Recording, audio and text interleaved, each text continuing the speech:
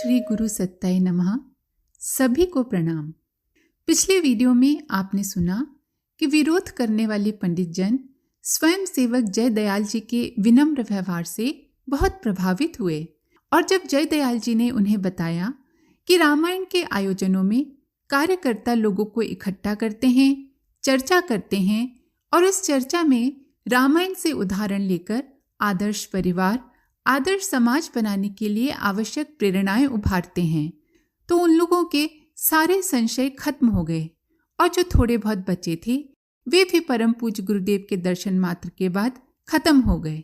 उन्हें परम पूज्य गुरुदेव में साक्षात श्री राम के दर्शन हुए। आइए इसी क्रम को अब आगे बढ़ाते हैं। कर्नाटक के रघुमणि राव का ख्याल था कि वानप्रस्थी बनने के बाद जंगल में रहना पड़ेगा, कंद मूल खाकर गुजारा करना होगा और जब ध्यान में ही समय बिताना होगा। रघुमणि नए नए मिशन के संपर्क में आए थे। उन्होंने साहित्य और कार्यक्रमों का ज्यादा अध्ययन भी नहीं किया था। उनके संपर्क में आने और वानप्रस्थ तक की यात्रा करने की कहानी बड़ी ही विचित्र है। कर्मकांडी ब्राह्मण परिवार रघुमणि के पिता और पितामह ज्योतिषी थे। वे स्वयं भी ज्योतिष जानते थे, पर उन्होंने व्यवसाय के तौर पर भवन निर्माण का क्षेत्र चुना था। इसमें काफी सफल भी हुए थे। जमीन खरीदना, उसके प्लॉट काटना, मकान बनाना और बेच देने का काम उन्हें खूब रास आया। अच्छी कमाई हुई। 10-15 वर्ष में वे लखपति बन गए। उन दिनों लखपति होने का अर्थ होता था आज के हिसाब से करोड़ों के मालिक। फिर अचानक धंधे में नुकसान होने लगा। रघुमणि का कहना था कि उनके दादा चिंतामणि राव ने जन्म कुंडली के आधार पर पहले ही कह दिया था कि लाखों कमाओगे और 10-15 साल बाद कमाई घटने लगेगी, व्यवसाय मंदा हो जाएगा और हो सकता है कमाया हुआ धन किन्हीं दूसरे कामों में लगने लगे, ऐसे कामों में लगने लगे जहां से उसकी वापसी नहीं हो। रघुमणि 40 वर्ष के थे कि पिता बीमार हो गए। उन्हें गले का कैंसर हो गया। रेडियोथेरेपी और दूसरे उपचार उपायों में धन खर्च होने लगा। इससे पहले कारोबार ठप होने लगा था। दादाजी पहले ही गुजर चुके थे, इसलिए सलाह भी किससे लें। पिता के बीमार पड़ने से कुछ महीने पहले पुत्र का विवाह हो गया था। वह भी काम धंधे में हाथ बटाता था, लेकिन पिता की बिगड़ती हालत देखकर अपना काम अलग से करने लगा। इससे भी रघुमणि के काम को धक्का लगा, वो ठप होने लगा। कुछ धन पिता के इलाज में खर्च होने लगा और कुछ बेटे ने ले लिया।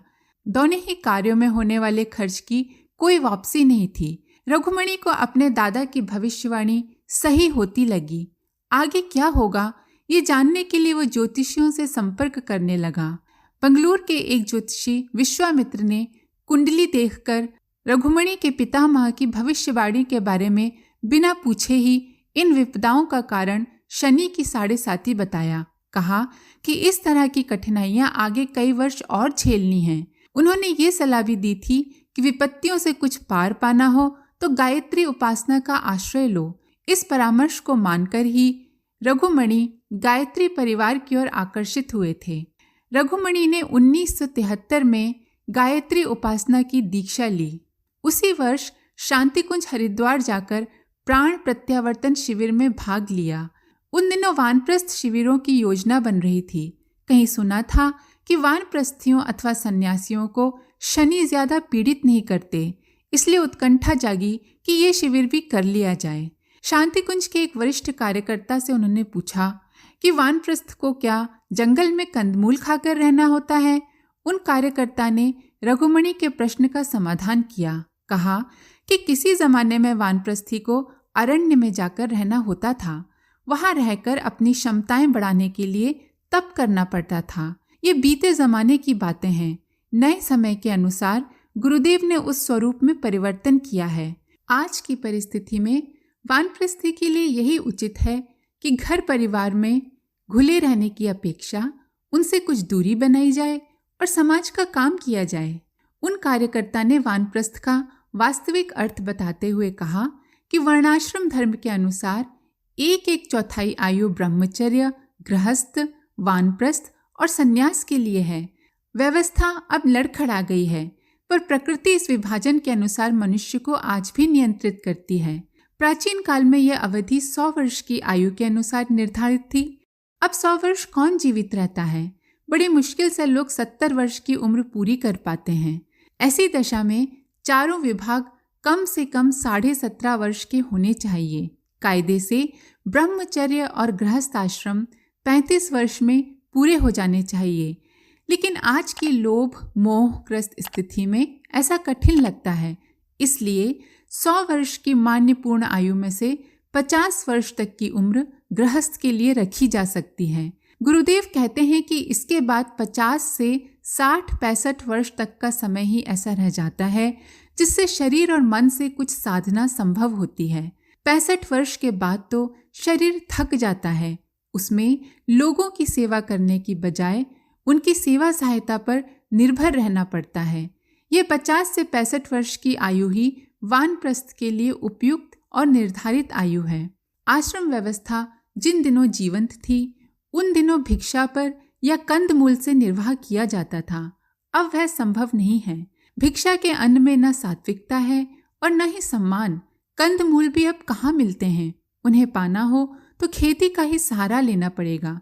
इसलिए समाज सेवा करते हुए गुजारा चलाने के लिए पहले से यदि कुछ संचित किया गया हो तो ही उसमें से लेना चाहिए, या थोड़ी बहुत मेहनत कर खुद कमाना चाहिए। पेंशन आदि का प्रबंध हो तो बहुत अच्छा। यदि वैसा इंतजाम नहीं हो तो गुजारे भर के लिए समाज से भी लिया जा सकता है। वेश विन्यास की दृष्टि से भी वानप्रस्थ अलग से ही दिखना चाहिए। पीले रंग की धोती हो और कुर्ता भी इसी रंग के कपड़े का सिलवाया जाए। उन कार्यकर्ता ने समझाया कि कम उम्र के लोग युवा वानप्रस्थ कंधे पर पीला तौलिया या दुपट्टा रखें तो भी पर्याप्त है। इससे वर्णाश्रम परंपरा के प्रतीक की रक्षा होती रहेगी, साथ ही अपने कर्तव्य और दायित्व का बोध भी होता रहेगा। वस्त्र विन्यास से यह विशेषता लोगों को भी वानप्रस्थ परंपरा का, उसकी गौरव गरिमा का परिचय देती रहेगी। आधुनिक संदर्भों में वानप्रस्थ का यह परिचय रघुमणि ने पूरे मनोयोग से सुना।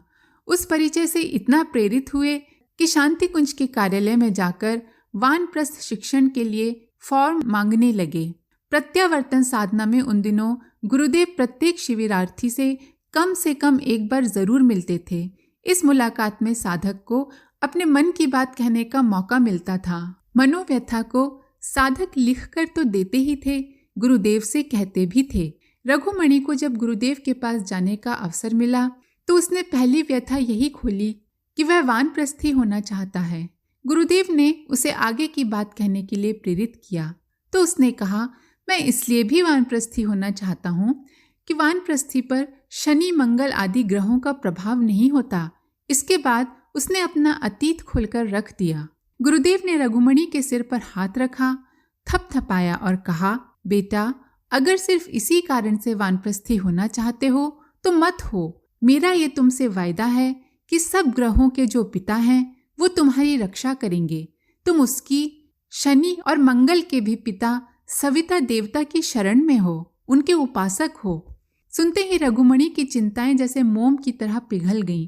वह गुरुदेव की ओर ताकते रह गए, कुछ कहते नहीं बना।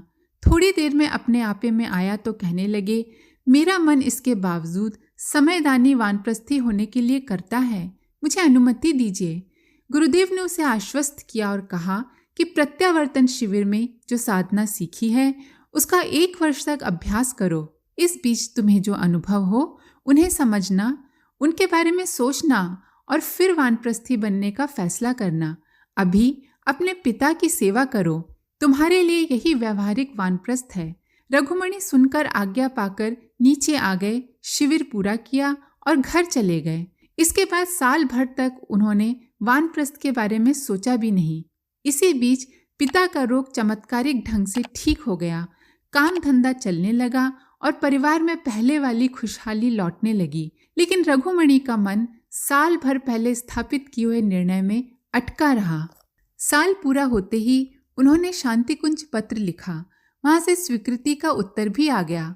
उनने कई बार अपने आप से पूछा कि गुरुदेव ने पिछले साल वानप्रस्थ के लिए मना क्यों किया होगा।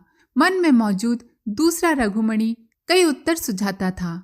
उसमें रघुमणि को एक ही उत्तर गले उतरता था कि पिछला निर्णय दुर्भाग्य के डर से लिया जा रहा था। शनि या साढ़े साथी से बचाव के लिए लिया जा रहा था।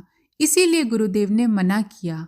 अब निर्णय स्वविवेक से, समस्त भयों और चिंताओं से अप्रभावित रहते हुए किया गया है। इसलिए ये ज्यादा उपयुक्त है और गुरुदेव ने भी शायद यही सोचकर अनुमति दी है। सन 1974 में जब वानप्रस्थ के रूप में एक अभिनव प्रयोग जन्म ले रहा था, तब समाचार माध्यम राष्ट्रीय अंतर्राष्ट्रीय खबरों से भरे हुए थे। खबरें इतनी बड़ी थीं कि कुछ राष्ट्रीय समाचार पत्रों ने तो इन खबरों को युगांतरकारी घोषित कर दिया। यहाँ सिर्फ 2 महत्वपूर्ण घटना चक्र का जिक्र करते हैं। एक तो ये कि वियतनाम में दक्षिण वियतनाम सरकार ने वहाँ के राष्ट्रीय मुक्ति मोर्चे के सामने समर्पण कर दिया था। दक्षिण वियतनाम सरकार को अमेरिका का समर्थन प्राप्त था। उसे विजयी बनाने या अपना वर्चस्व स्थापित करने के लिए अमेरिका ने पूर्ण सैनिक शक्ति लगा दी। इसके बावजूद वह राष्ट्रीय मुक्ति मोर्चे को शिकस्त देने में सफल नहीं हो सका था। 20 वर्ष से भी ज्यादा समय तक चले इस युद्ध में लाखों लोग मारे गए लोगों में सैनिक और नागरिक दोनों ही थे। स्वयं अमेरिकी नागरिक इस युद्ध के खिलाफ थे, लेकिन नाक का सवाल था, इसलिए अमेरिका ने हजारों मील दूर बसे इस देश को लगभग पैरों तले रोन देने में कोई कसर नहीं छोड़ी। अंततः वियतनाम की स्वतंत्र चेता जनता का प्रतिरोध नहीं झेल पाने के कारण अमेरिका को वापस लौटना पड़ा। तो समाचार पत्रों की टिप्पणी थी कि यह एक नए युग की शुरुआत है, पूंजीवाद हार गया और जनवाद जीत रहा है। उसी वर्ष भारत ने पोखरण में पहला परमाणु विस्फोट किया और अणु शक्ति संपन्न राष्ट्र बन गया। भारत की सफलता को अमेरिका, ब्रिटेन, फ्रांस, जर्मनी आदि देशों में गुस्से के साथ देखा गया। सोवियत संघ ने भले ही प्रसन्नता जताई, पर विश्व बिरादरी में ज्यादातर देश आंखें तरेर रहे थे। इस उपलब्धि को राष्ट्रीय क्षितिज पर भारत के महाशक्ति बनने की दिशा में छलांग बताया जा रहा था। समाचार पत्रों और विभिन्न माध्यमों में इन घटनाओं का उल्लेख जब समय की नई रफ्तार और युग के नए मोड़ की तरह किया जा रहा था, तो प्रसिद्ध योगी देवराहा बाबा एक अलग ही सूत्रपात की ओर इशारा कर रहे थे। दिल्ली के एक प्रमुख राष्ट्रीय दैनिक द हिंदुस्तान टाइम्स की संवाददाता जयंती वर्धन देवराहा बाबा के पास वर्ष की प्रमुख घटनाओं पर राय पूछने के लिए गईं। देवराहा बाबा का उत्तर दीपावली अंक में छपना था। संवाददाता को आशा थी कि बाबा वियतनाम युद्ध या पोखरण विस्फोट जैसी घटनाओं में से किसी एक का उल्लेख करेंगे।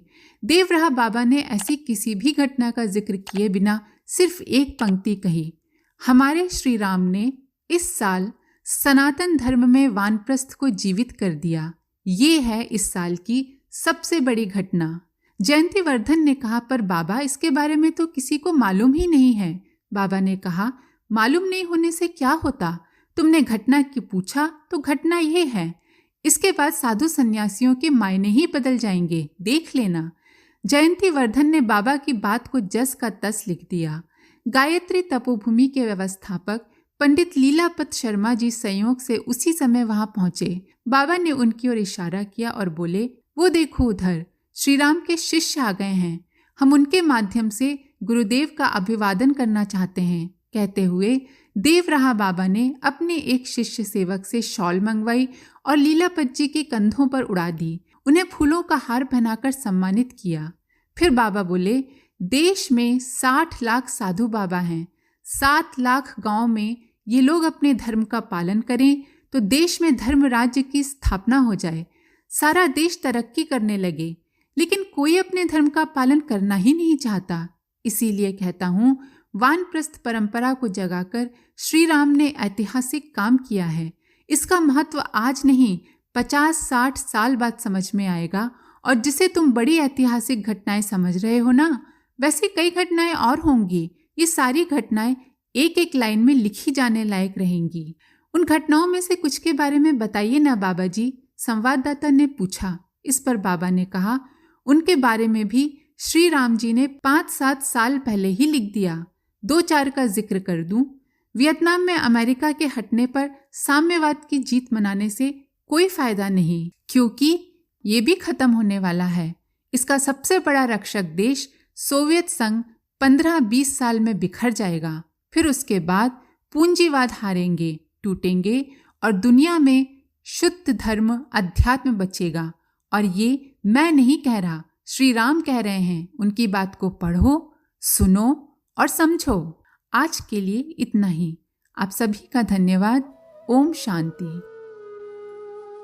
हमारे YouTube चैनल को सब्सक्राइब करें और बेल आइकन को दबाकर ऑल पर क्लिक करें ताकि नोटिफिकेशंस आपको मिलती रहें।